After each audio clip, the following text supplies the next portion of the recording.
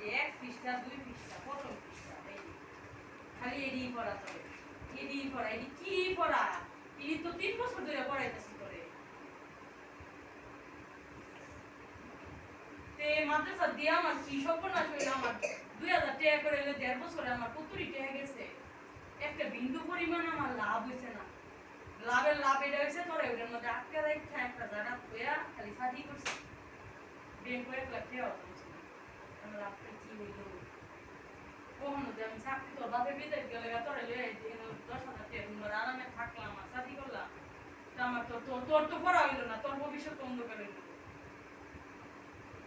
দেওয়া যাবে আমার যে লাভ একটু